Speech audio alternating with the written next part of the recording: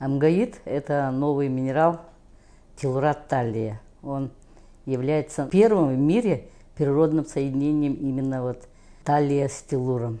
Первым, который дал нам образцы, это начальник комплексной геолого-поисковой партии Центральной съемочной экспедиции акционерного общества Якутгеология Соколов Евгений Павлович. Он принес нам шлих, протолочку, чтобы мы определили в них минералы, изучили минеральный состав руд. И особенно, чтобы мы изучили золото. И когда мы начали рассматривать эту протолочку, кроме золота, там были незнакомые нам минералы. Мы решили их изучить. Обычно это отбираем прямо оттуда эти минералы, запаковываем их в эпоксидные шашки, полируем, смотрим под рудным микроскопом. И когда под рудным микроскопом посмотрели, что это был незнакомый нам минерал, мы решили его отдать на микрозондовый анализ, который определяет именно состав его химический. И когда определили, что это телурат таллия минерал, и когда посмотрели картотеку таллиевых минералов известных, его там не было. Ну и мы поняли, что это неизвестный минерал пока еще, и решили его изучить. Они очень мелкие, это значит где-то 0,01 миллиметра можно, может быть и десятки миллиметра. Это мелкие образцы совсем, и их только можно увидеть под микроскопом. Наша приборная база не позволяет изучать вот такие очень тонкие именно включения, микровключениях.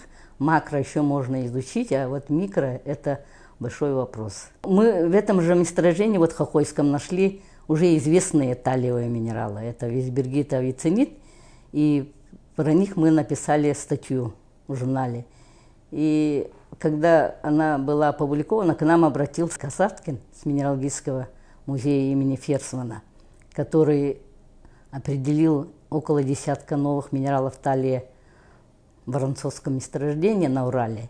И он предложил свои услуги. Он сказал, давайте изучать вместе. И мы согласились, и вот в сотрудничестве с ним и уже с геологами, не геологами, а в основном аналитиками, физиками из Италии и Чехословакии, удалось вот на их приборах определить его структуру и другие его физические свойства. И когда уже все это было сделано, минерал был подан на комиссию международную по определению новых минералов. И вот все 19 членов этой комиссии проголосовали за, что это новый минерал. И мы его назвали Амгаитом, в честь реки Амга, потому что вот это Хохойское рудное поле, оно расположено в бассейне реки, ручья, можно даже сказать, Хохой, который является правым притоком реки Амги. С мая 2021 года мы совместно начали изучать, и уже в декабре он был подан в комиссию по новым минералам. Мы ждали, когда его утвердят, и вот его в феврале утвердили, а потом еще надо было, чтобы оно вышло именно в журнале, что найден такой минерал, после этого только можно говорить, что минерал найден. И тоже опять 2 месяца, и в апреле вот как раз в журнале это вышло, в Европейском минералогическом журнале. Таллий, он индикатор золоторудных месторождений. В мире есть очень крупные месторождения, которые идут именно с таллием.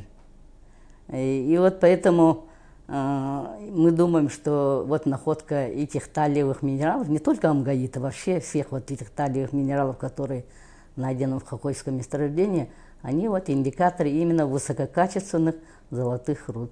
Я тоже хочу сказать, что я не одна из института открыла, это причастна к этому открытию этого минерала.